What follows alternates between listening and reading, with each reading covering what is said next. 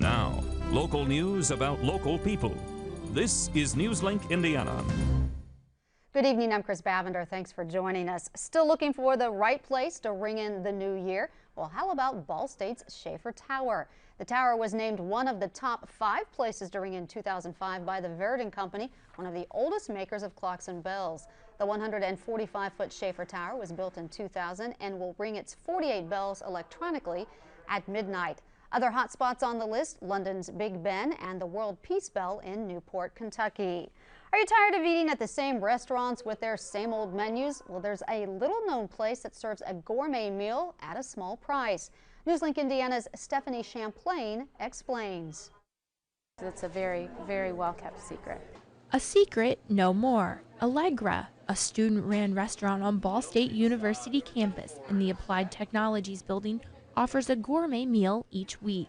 When we first get our theme this week was Pennsylvania Dutch. We get together with our co-manager and sit down and try to figure out what food would be best. That menu, braised red cabbage or mushroom soup for an appetizer, and grilled chicken complete with vegetables and a grain roll. Chef Altman says the food is so good, guests make reservations even before the menu is set. We have a large cadre of people that just call at the start of the semester and say, I don't know what the menus are going to be yet.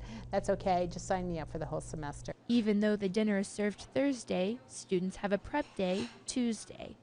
So your rolls will be freshly baked tonight, but they won't be, the dough will have been made 2 days before. We put grill marks on the chicken and prepared most of the vegetables, cut them all up, and then on Thursday we get in about an hour and a half before we come in the dining room. 13 students, along with 2 co-managers, one in the dining room, the other in the kitchen, oversee the operation. While problems do arise, about a month ago, we had a dessert explode in the oven. There were none this night, and that meant satisfied guests. I really liked the cream of mushroom soup, and I enjoyed the dessert. A yummy dish of pear crisp topped with cinnamon ice cream. The perfect finish to a perfect meal. In Muncie, Stephanie Champlain, Newslink, Indiana. The meals are open to the public. A complete meal costs $11. Lunch is served on Wednesdays, but spots are hard to come by. For reservations, call Chef Altman at 765-285-5956. That number again, 765-285-5956. You may have heard of distance learning, but what about from thousands of miles away? As Newslink Indiana's Alyssa Ivinson explains, some Ball State students travel across the world to learn from a different perspective. This is an immersion program, and we provide experience, not just exposure.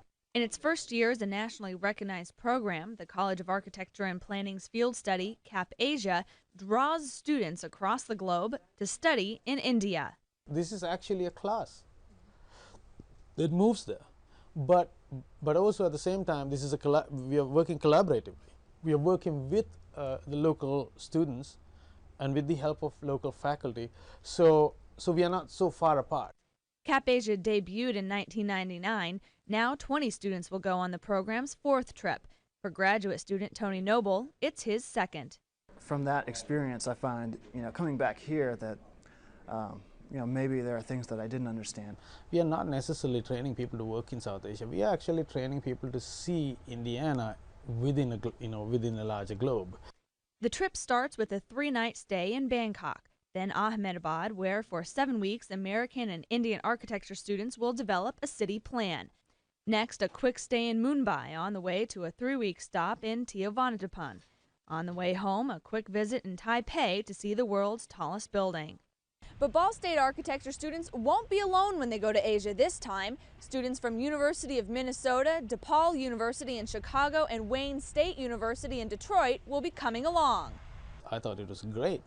We are Ball State. We always think we need to go there, and now they're coming here. As for Noble, he's not nervous. Yet. I'll be scared enough when I get there, so I'm not going to worry about it right now. Alyssa Ivinson, Newslink, Indiana. And despite the tsunami, the 4th CAP Asia program still will leave Tuesday and return March 20th. Now here's a look at the Newslink Indiana forecast. We're starting off the new year with cloudy skies, but very mild temperatures for January. Friday night, expect partly cloudy conditions with a low of 38 degrees. But don't put away your umbrella just yet, because there is a 30% chance of showers after noon on New Year's Day. Otherwise, it will be mostly cloudy with a high of 53. And checking the 5-day forecast, there is a chance of showers just about every day, but they shouldn't be total washouts. The rain will be mostly light and scattered. Temperatures will remain above average for this time of year. Well, a new Muncie gift shop is selling handmade crafts. Newslink Indiana's Alyssa Rossame takes us on a tour. Handmade gifts by wholehearted workers. I help make the crafts and I help sort stuff. I do lots of things. Donovan Copeland and other Southside High School students and graduates with disabilities are part of the Beyond I Can program.